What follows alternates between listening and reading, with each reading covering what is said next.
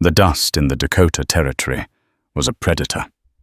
It stalked the empty spaces, seeped through the cracks in the walls of the Redemption Creek schoolhouse, and settled like a shroud on the shoulders of Miss Josephine Reed. In the year of our Lord, 1888, fear had a taste. It was the grit between her teeth, the metallic tang of an unholstered pistol in the saloon across the way. Every evening as the sun bled out across the plains, the shadow of one man fell long and dark over her life, Hiram Prentice. But on a Tuesday afternoon, with the children gone, and the silence pressing in a different shadow filled her doorway. He was a Lakota man of impossible size, his presence silencing the prairie wind itself. He stepped inside his eyes, holding the gravity of the ancient stones, and uttered the words that would shatter her world and rebuild it anew. My name is Jacob Blackhorse. I need a wife, and you need protection. Josephine Reed believed in the power of words. Words could build bridges, illuminate minds, and civilize the wild heart of the frontier. They were her tools, her comfort, and her shield. She had carried them nestled in leather-bound books of poetry and philosophy, all the way from the stifling parlors of Philadelphia to this ragged edge of civilization called Redemption Creek. Here words felt small against the vast, unforgiving sky and the casual cruelty of men like Hiram Prentice. Prentice owned the largest cattle ranch in the county, the saloon, the freight office, and in his own mind, the town itself.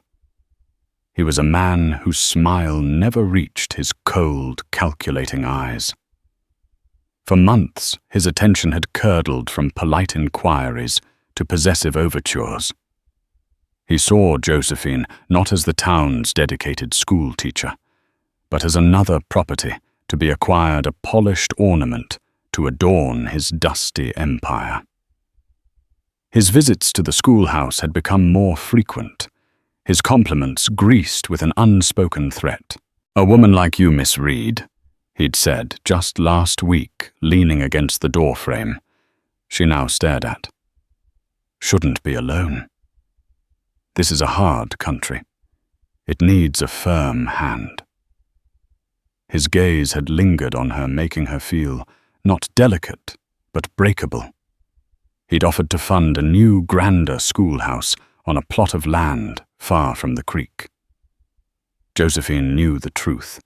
Her current schoolhouse sat atop the only reliable water source for miles besides the river on Prentice's ranch. He wanted the water, and he wanted her as the price of her continued safety. Her refusal had been polite, but firm. His smile had tightened. "You'll reconsider," he'd stated, not suggested, before leaving her with the cloying scent of his cheap cigar and a fresh coat of fear. Now a new fear stood before her, but it was of a different quality. This was not the insidious dread of a spider, but the awe-struck terror of a thunderstorm. Jacob Blackhorse was a legend in the territory, a man spoken of in hushed tones by settlers and with deep respect by his own people. They called him Mato-O-Han, the Charging Bear. He stood at least 6.5 feet tall, with shoulders that seemed to block out the afternoon sun. His long black hair was braided, and his face, weathered and starkly handsome, was a mask of stoicism. He wore settler's clothing, sturdy canvas trousers, and a worn linen shirt, but he moved with a grace that was entirely foreign to the clumsy, loud men of Redemption Creek. His daughter Chimalis, whom Josephine knew as Lily, was one of her brightest pupils. She was a quiet, watchful girl with her father's serious eyes. It was through Lily that Josephine had learned fragments about the man.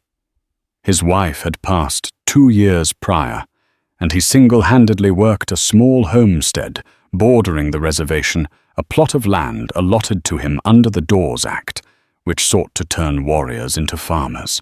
He had waited until the last of her students, little Timmy Gable, had scurried home before he appeared.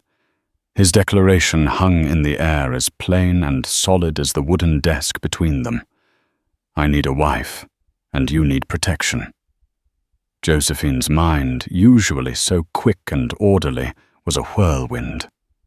Her throat was dry. I don't understand, Mr. Black Horse. Apprentice, he said the name a hard stone in his mouth. He wants your land. He wants you.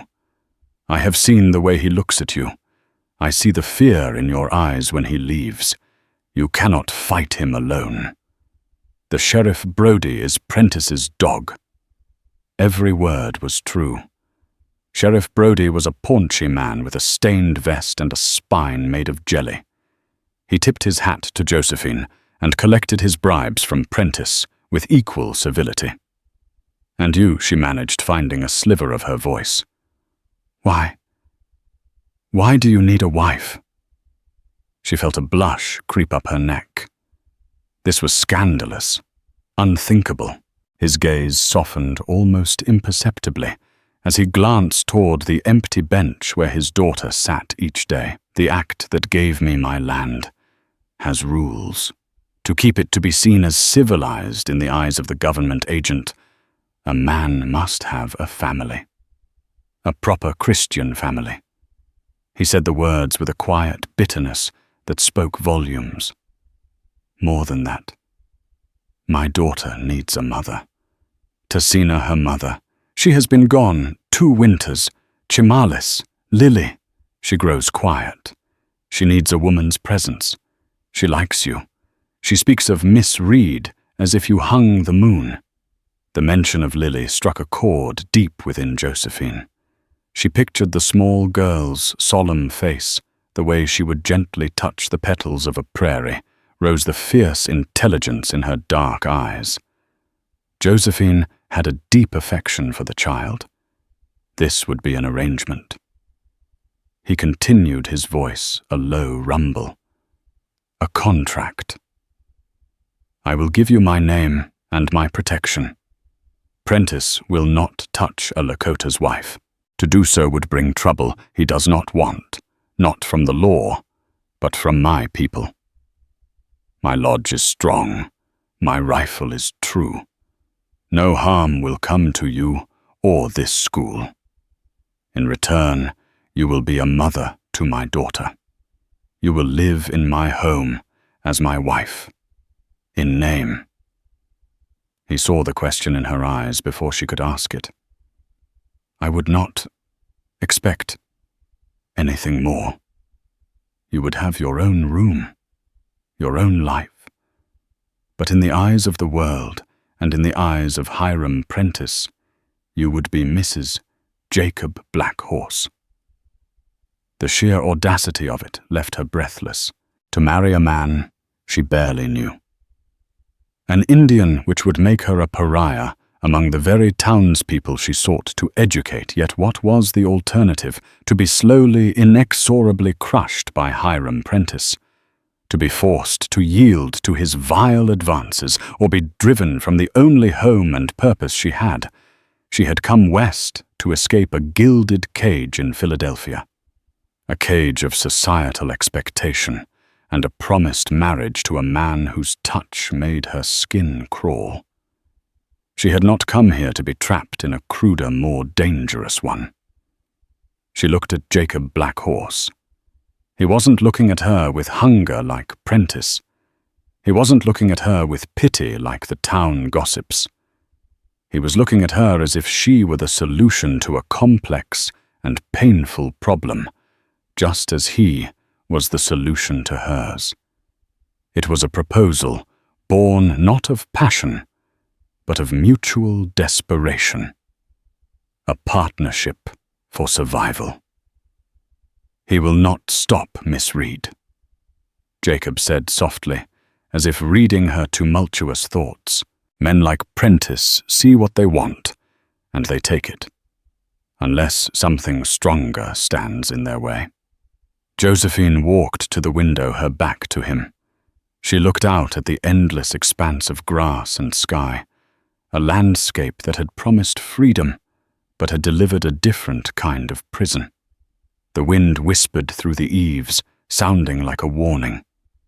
She thought of Lily's small hand in hers, of Prentice's leering smile, of the cold dread that accompanied her walk home each evening.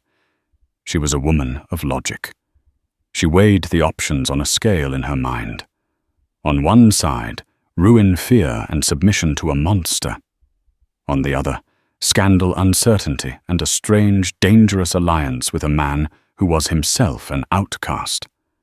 But it was an alliance that offered a shield, and it offered a chance to protect a child she had come to care for. Taking a deep, shaky breath, she turned around.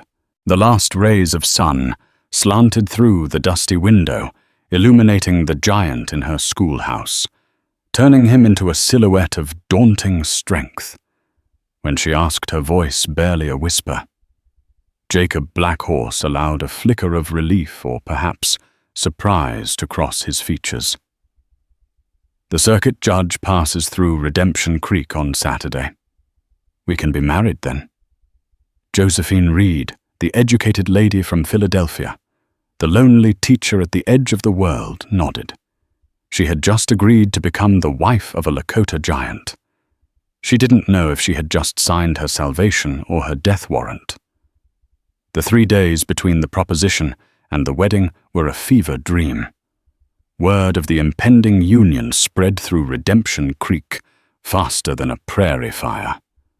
It was carried by whispers over laundry lines, by shocked exclamations in Beauregard Finley's general store, and by contemptuous sneers in Prentice's saloon.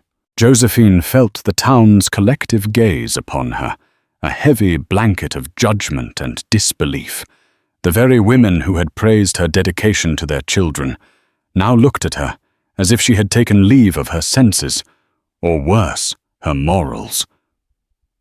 To marry him, Myrtle Gable Timmy's mother had hissed when Josephine purchased flour from Mr. Finley. A savage, have you no shame? Miss Reed Josephine's chin had lifted her voice colder than she intended. His name is Mr. Blackhorse, and his daughter is one of my finest students. She had turned and walked out, leaving a stunned silence in her wake. Only Beauregard Finley, a kindly, balding man who had always shown her quiet respect, gave her a small, supportive nod. Hiram Prentice's reaction was more direct. He cornered her on her way home from the schoolhouse Friday evening. His face, usually florid, was pale with rage. "This is a pathetic little game, Josephine," he spat, grabbing her arm. His grip was like iron. "You think hiding behind some redskin is going to stop me? You think that makes you safe? Let go of me, Mr. Prentice," she said, her voice shaking, but her eyes defiant. "You belong to me. This town belongs to me. That schoolhouse and the water beneath it belong to me." He snarled, his face close to hers. Suddenly, a shadow fell over them both. Jacob Blackhorse had emerged from the alley beside the general store. He hadn't made a sound, but his presence was as loud as a thunderclap. He didn't speak. He simply looked at Prentice's hand on Josephine's arm. The look was flat, deadly, and utterly devoid of fear. Prentice, for all his bluster, was a bully, not a warrior. He released Josephine's arm as if it were a hot coal. He threw a look of pure hatred at Jacob. "This isn't over, Blackhorse. You've made a powerful enemy today." "You were my enemy long before today," Jacob replied, his voice a low growl that vibrated in the air. Prentice sneered, spun on his heel, and stalked off toward his saloon. Jacob turned his attention to Josephine. His gaze flickered to the red marks on her arm. A muscle tightened in his jaw. "Are you all right?" "Yes," she whispered, rubbing her arm. "Thank you." He simply nodded. "Tomorrow, at the preacher's house, 10 o'clock. And then he was gone, melting back into the shadows as silently as he had appeared. The wedding was a bleak affair. The preacher, Reverend Michael, was a nervous man whose Adam's apple bobbed with every word. The only witnesses were Beauregard Finlay, who stood steadfastly beside Josephine, and Lily, who held her father's hand, her wide eyes taking in the strange ceremony. Josephine wore her best dress, a simple navy blue wool, while Jacob wore the same clean but worn clothes he always did. They spoke their vows in clipped, quiet tones. When the preacher declared them man and wife, there was no kiss. There was only a profound and heavy silence. Jacob simply took her elbow, a formal, distant gesture, and led her and Lily to the wagon waiting outside. The journey to his homestead was made in near silence, the only sounds the creak of the wagon wheels and the sigh of the wind. Josephine sat stiffly on the buckboard, her carpet bag containing all her worldly possessions at her feet. She was now Mrs. Jacob Blackhorse. The name felt alien on her tongue, a costume she wasn't sure how to wear. His homestead was several miles from town, nestled in a shallow valley carved by a small, meandering creek.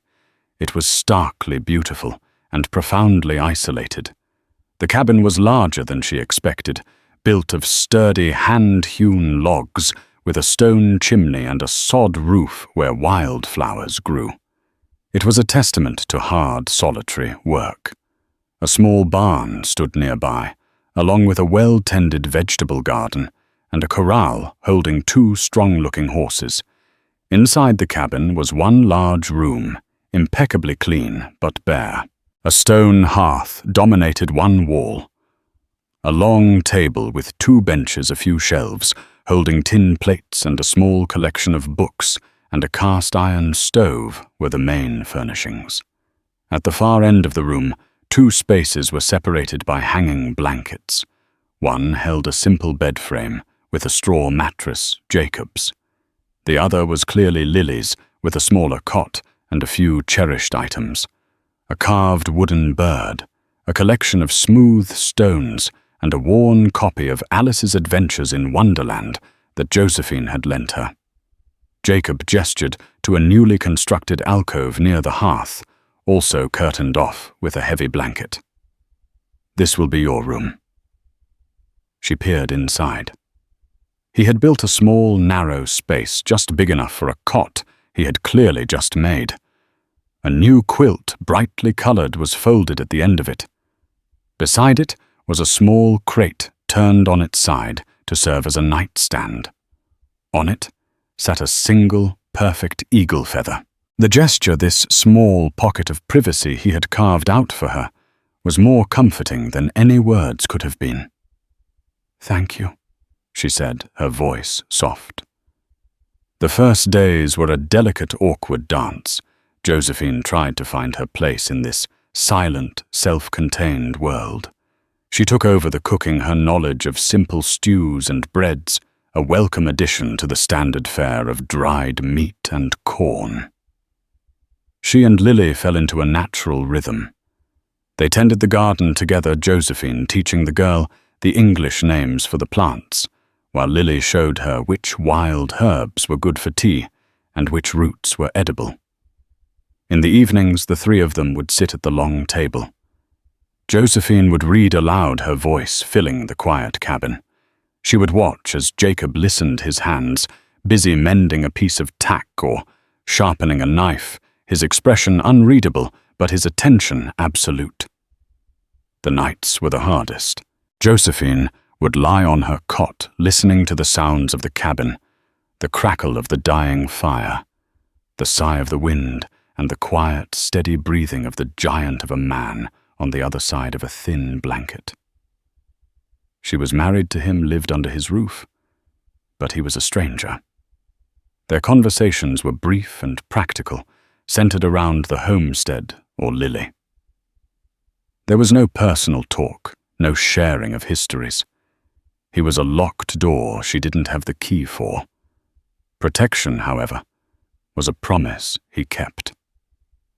One afternoon, 2 of Apprentice's ranch hands rode up to the property line.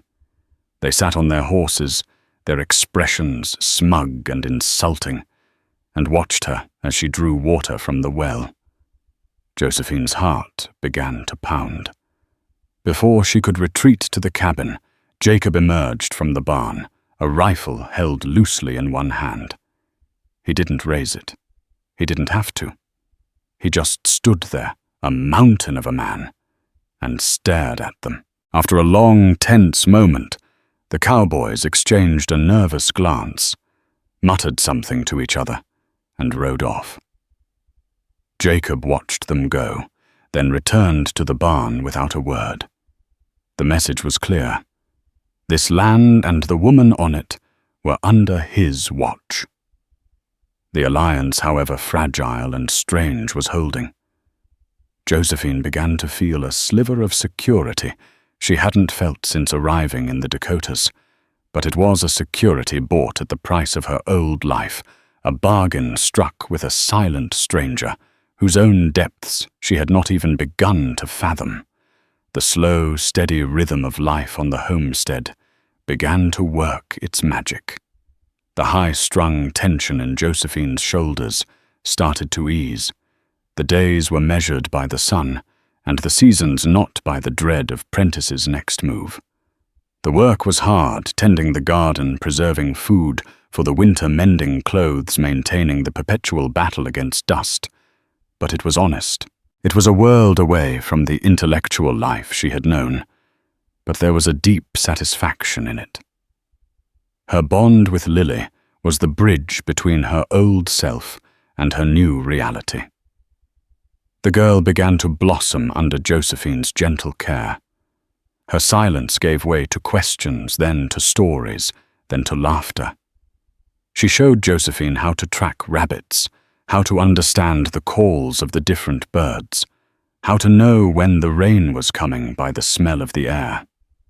In turn, Josephine taught her about geography, from an old atlas, recited poetry that made the girl's eyes shine, and helped her write letters to a fictional cousin in a land called England.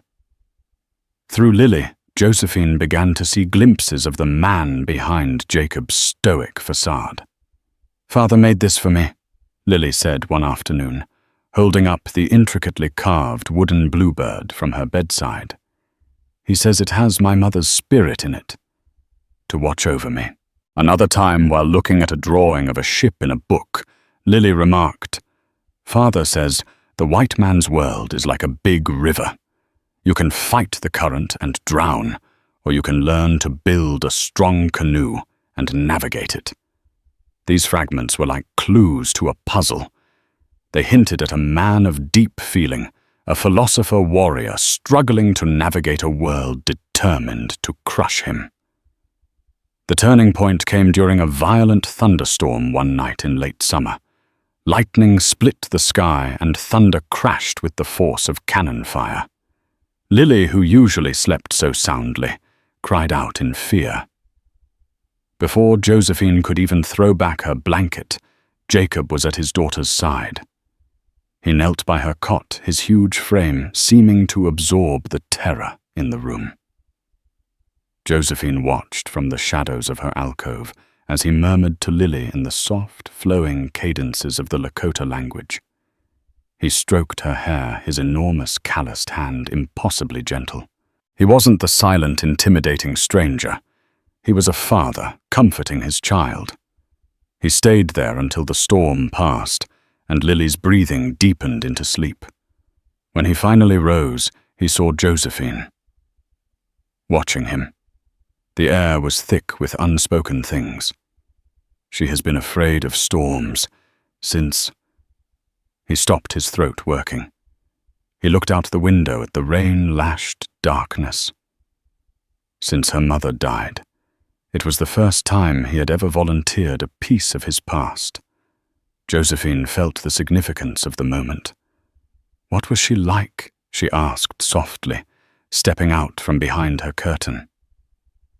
Jacob was silent for a long time, and she thought he would retreat back into his shell. But then he spoke, his voice low and rough with memory. Her name was Tassina. It means her shawl. She was like the first wildflower after the snow melts, strong but beautiful. She laughed more than anyone I ever knew. He looked at his hands. She believed we could make a life here, that we could walk in both worlds. She learned your language, your ways. She wanted Lily to have all the chances she never did. What happened to her, Josephine prompted gently. A darkness passed over his face so profound it seemed to pull the light from the room. It was a sickness. That's what the town doctor said. A fever that came on fast. He paused, and his next words were heavy with a conviction that chilled Josephine to the bone. He was wrong. It was not a sickness. It was poison. Josephine gasped. Poison? Who? 2 winters ago, Jacob continued, his voice hardening. Apprentice's men were pushing their cattle onto this land, fouling the creek upstream. They said it was an accident. Tassina and I told them to move their herd. They laughed. A few days later, several of our animals died. Then Tassina grew sick. She drank water from the creek every day. I did not. I was drinking from the well. She was gone in a week. The horror of it settled over Josephine. This wasn't just a feud over land or a rivalry over a woman. This was about murder. Jacob's hatred for Apprentice wasn't just principle. It was a deeply personal, soul-searing wound. His need for a wife wasn't just about the Dawes Act. It was about protecting the last piece of Tassina he had left their daughter. Did you tell the sheriff? Jacob let out a short, harsh laugh. Sheriff Brody, I told him. He called it a tragedy. He said there was no proof. Apprentice owns him. Apprentice owns this whole damned valley. He finally looked at her, his eyes blazing with a grief and fury he had kept locked away. Now you see, this is more than a contract. For me, it is about justice. For her. In that moment of raw vulnerability, Josephine felt the last of her fear of him evaporate, replaced by a wave of profound empathy. This man had suffered an unimaginable loss at the hands of the same man who tormented her. Their alliance was forged in shared pain. She stepped closer. Jacob, she said, her voice filled with a new strength. You are not alone in this fight anymore. He looked down at her, the fierce mask softening as he truly saw her not as a business partner, but as an ally, an equal. A few nights later, it was her turn. They were sitting by the fire, Lily asleep. The quiet between them was no longer awkward, but comfortable. Why did you come here, Josephine? He asked, his voice gentle. To Redemption Creek. A woman like you, from a place like Philadelphia. You do not belong here. She had been dreading this question, but after his confession, she knew she owed him the truth. She stared into the flames, her own ghosts dancing in the embers. I was to be married, she began, her voice quiet, to a man named Walter Pierce. His family was very wealthy, very powerful. Our fathers had arranged it all. Walter was charming. Everyone said so. Everyone said I was the luckiest woman in Philadelphia. She paused, the memory still sharp and painful. But behind closed doors, he was not charming. He had a temper. He was controlling. He saw me as a possession, something beautiful he owned. He said he loved me, but his love felt like a kitch. She pulled up the sleeve of her left arm. In the firelight, a faint silvery zar was visible on her forearm. One night he had been drinking. He was angry about some business deal. I tried to calm him down. He grabbed a letter opener from his desk and said if I ever tried to defy him again, he would mark my face so no one else would ever want me. I fought back. The blade cut my arm. Jacob's entire body went rigid. A low growl rumbled in his chest. I knew then I could not marry him. She continued, her voice gaining strength as she spoke her truth aloud. I knew I would rather die than live that life.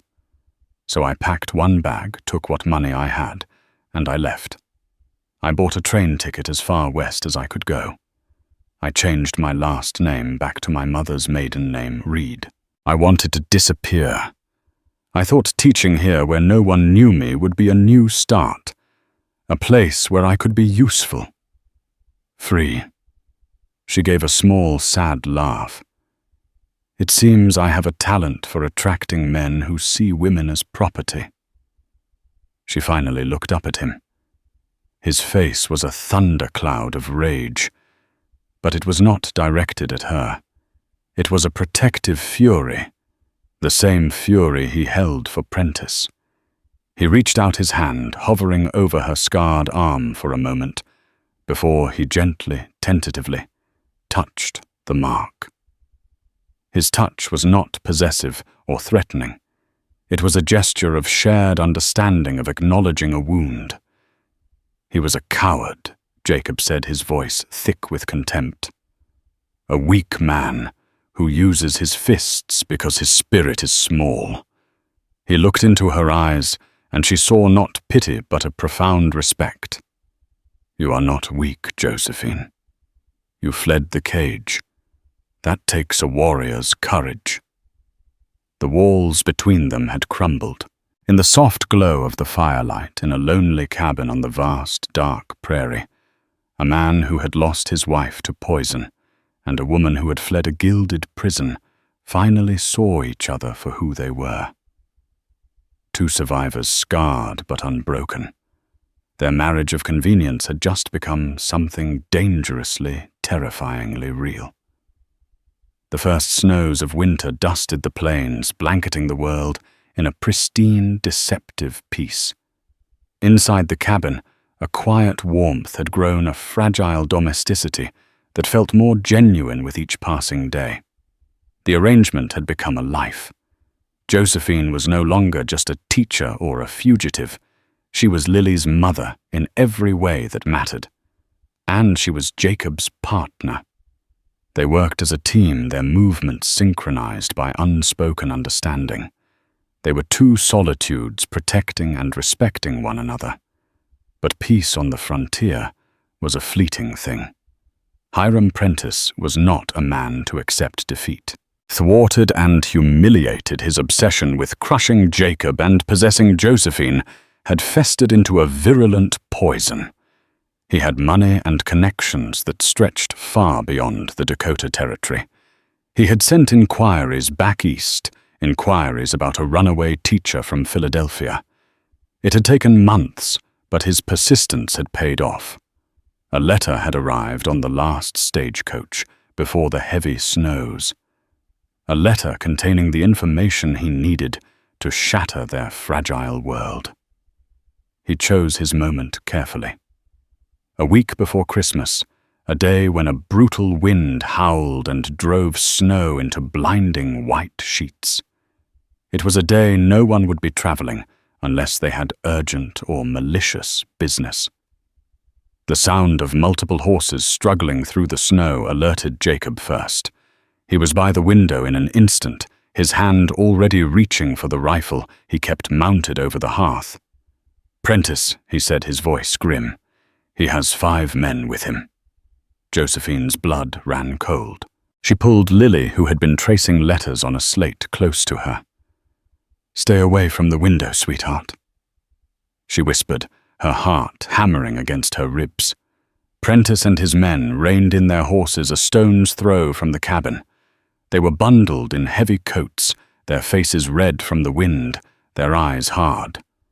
Black Horse Apprentice bellowed his voice, strained against the gale. "Send her out. Send out the lying runaway. You call a wife." Jacob stepped outside onto the small porch, the rifle held at his side. The wind whipped his long hair and tore at his clothes, but he stood as immovable as an ancient oak. "This is my land, Apprentice. Leave now."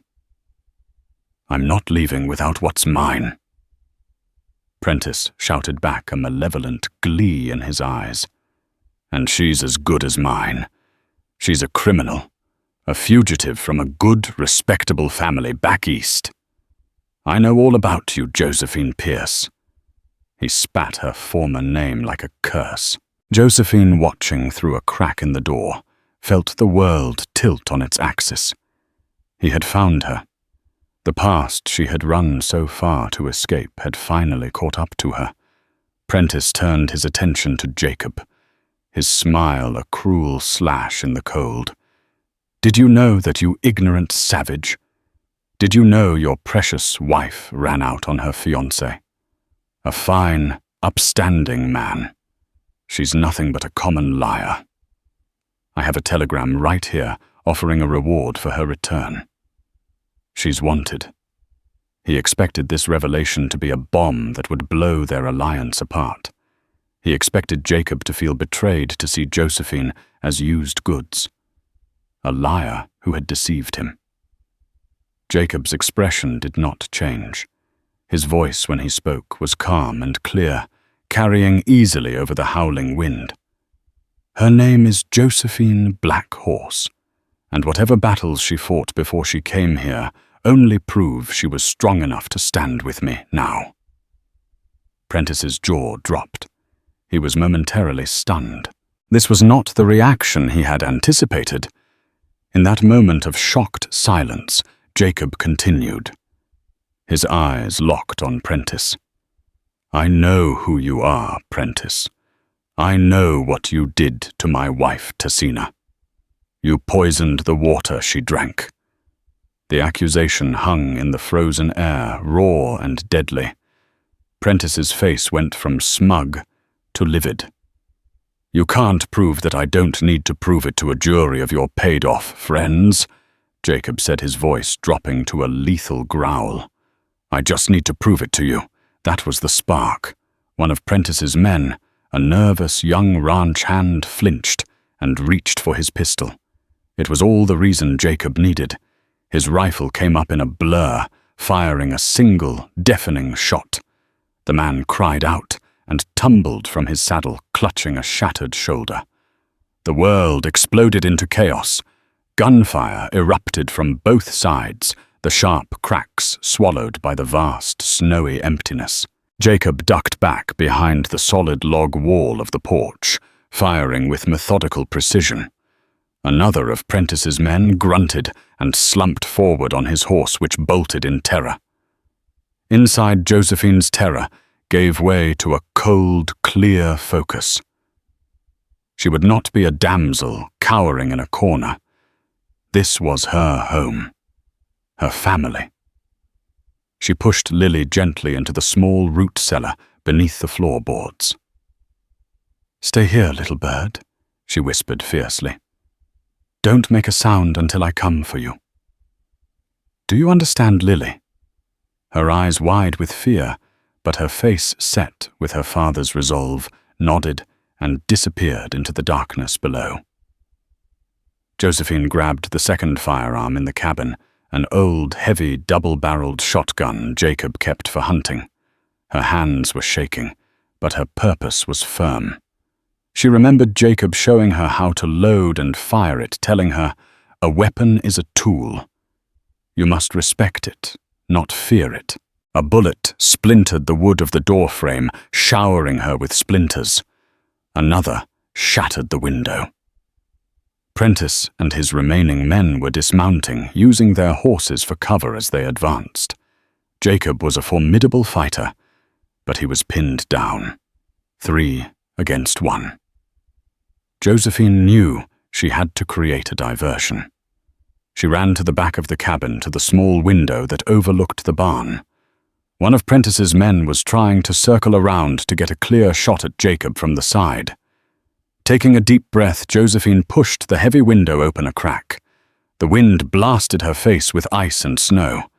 She rested the shotgun on the sill, aimed for the ground near the man's feet, and pulled both triggers.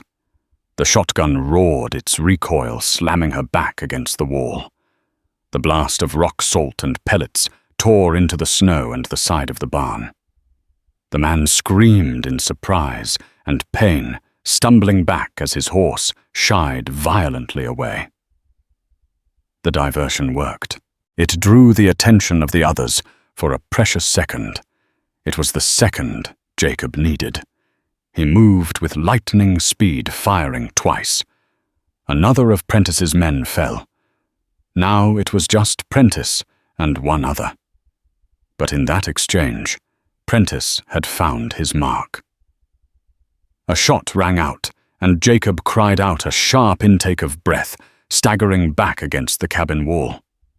He slid down, clutching his side blood, already staining the snow dark red. Josephine screamed. Seeing Jacob fall, Prentice let out a triumphant roar. "He's hit. It's over. Come on out, Josephine. Time to go home." He began to stride toward the cabin.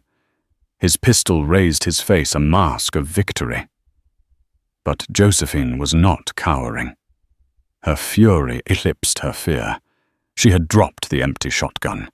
In her hand now was the heavy cast-iron skillet from the stove. She burst through the door just as Prentice reached the porch.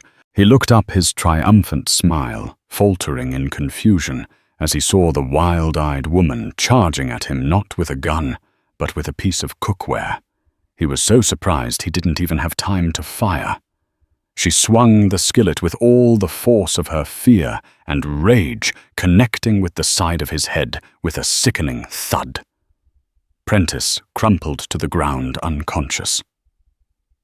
The last remaining gunman, seeing his boss fall and hearing the sounds of approaching riders, Beauregard Finley and a few other townsmen, alerted by the prolonged gunfire, threw his weapon down and raised his hands in surrender.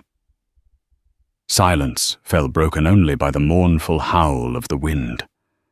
Josephine scrambled to Jacob's side. The wound in his side was bleeding profusely. His face was pale, his breathing shallow. "Jacob," she sobbed, tearing a strip from her petticoat to press against the wound. "Hold on, just hold on." He looked up at her. His eyes clouded with pain, but clear with something else, admiration and a love that needed no words. He reached up and touched her cheek, his thumb smearing away a smudge of gunpowder. "My warrior wife," he whispered before his eyes closed. The silence that followed the final gunshot was more profound than the preceding chaos. It was a vacuum broken only by the relentless howl of the wind and the pained groans of Prentice's wounded men. Snow, which had been a backdrop to the violence, now seemed to be a blanket trying to cover the ugly scars of the conflict in a veneer of pure white. When Beauregard Finley and the half-dozen townsmen he'd hastily deputized crested the rise, they reined in their horses, their faces a mixture of grim anticipation and awe. The scene before them was a tableau of frontier justice. 2 of Prentice's men were down. Another sat slumped in his saddle in surrender, and the great Hiram Prentice himself was laid out cold near the porch, a dark bruise already purpling on his temple. But their eyes were drawn to the heart of the scene. Jacob Black Horse was slumped against the log wall of his home blood, a shocking crimson stain against the snow-dusted ground. And kneeling beside him, oblivious to the cold and the danger, was Josephine. Her fine dress was torn and dirtied, her face smudged with gunpowder and tears, but her expression was one of absolute feral focus. With a strip of her own petticoat, she pressed down on the wound in his side. Her entire being concentrated on the single desperate task of keeping him alive. Sheriff Brody arrived moments later, huffing and puffing, his face pale. He saw Apprentice on the ground, and the quiet determination on Josephine's face, and something within him long dormant and corroded by fear finally clicked into place. He looked at the surrendered gunman, then at the unconscious tyrant, and drew his pistol. Not with his usual reluctance, but with newfound authority. "Finley, you and your men see to these wounded scoundrels." Brody commanded, his voice clear and steady for the first time in years. "They'll be locked up pending the circuit judge's arrival. The charge is attempted murder." He strode over to where Josephine knelt. "Ma'am." "Mrs. Black Horse," he corrected himself, the name feeling right and solid on his tongue. "We need to get him inside. The doc's on his way." The journey from the blood-soaked snow to the relative warmth of the cabin as a trial. It took 4 men to carefully lift Jacob's massive frame onto a makeshift stretcher crafted from a blanket and 2 rifles. Josephine walked beside them, one hand never leaving his, her voice a constant low murmur of encouragement meant for him alone. Inside the cabin felt like a sanctuary, a world away from the violence outside. They laid Jacob on his own bed. Lily emerged from the root cellar, her small face a mask of terror that slowly softened into resolve as she saw Josephine take command. The girl wordlessly went to the stove and began to heat water, a small but essential partner in the fight to come. When the doctor arrived, he found a scene of quiet, organized purpose. He examined the wound with a grimace. The bullet went clean through, he announced, his relief palpable. "Missed the vital organs by the grace of God. But it's a nasty wound, and he's lost a dangerous amount of blood." He looked from Jacob's pale, unconscious face to Josephine's unwavering one. "He's a fighter, this one. But the infection, the fever, the next few days are what matter." And so began the long vigil.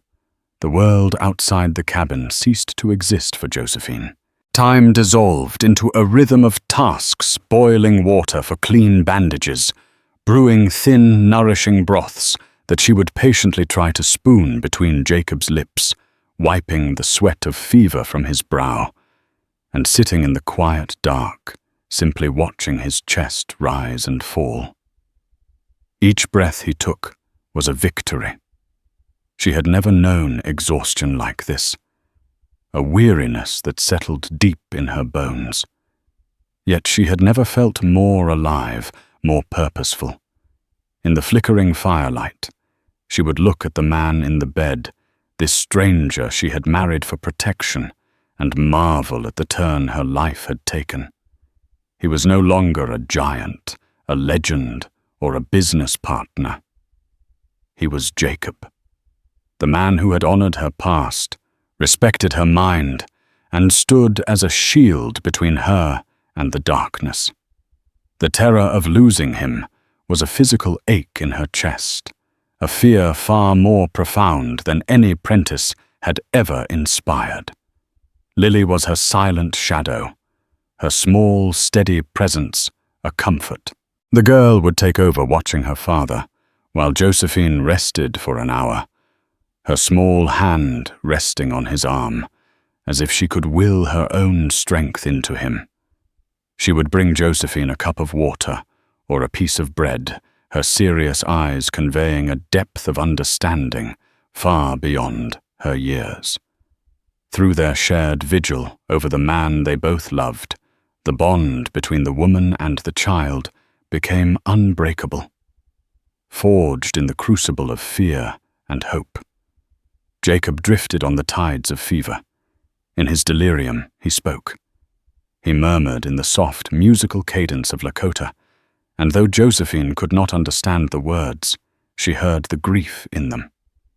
He spoke Tasina's name, his voice thick with a loss that was still a raw, open wound. Josephine felt no jealousy, only a wave of sorrow for the wife he had lost, and the happiness that had been stolen from him. Then on the second night, a shift occurred. He grew more restless, his brow furrowed in some internal struggle, and in his fevered dreams, he began to speak a new name. Josephine. He whispered the name a rough prayer. Josephine. Stay. Her heart stopped, then restarted with a painful lurch. She leaned closer, taking his large, hot hand in both of her own. I'm here, Jacob, she whispered back. Tears she didn't know she'd been holding back, finally falling onto their joined hands. I'm not going anywhere. On the third morning, the air in the cabin felt different, lighter. Josephine awoke in the chair to find the obsessive rhythmic rasp of Jacob's breathing had evened out. His skin, which had been burning hot, was cool to the touch. The fever had broken. She watched him, her heart in her throat, as his eyelids fluttered. They opened, and for the first time in days, his eyes were clear, lucid, and focused entirely on her. The silence was thick with all the things they had never said.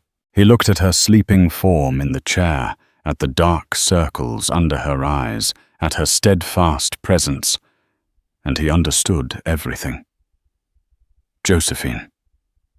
He finally whispered his voice, a hoarse rasp. But it was his own. A sob of pure relief escaped her. Jacob. You're back. He tried to push himself up, wincing as the wound pulled. She was there in an instant, gently easing him back down. Don't move. You need to rest. He looked at her, at the smudges of soot still on her cheek, at the fierce light in her eyes. A slow, faint smile touched his lips, a sight more beautiful to her than any sunrise. You saved me, he said, with a skillet. A watery laugh bubbled up from her chest. It was the heaviest thing I could find, she confessed. I was so angry. I know, he said, his gaze holding hers. My warrior wife. The word struck her with the force of a physical blow, erasing every doubt, every fear, every last vestige of their original arrangement. This was their truth. He slowly lifted his hand, the effort costing him, and cupped her cheek.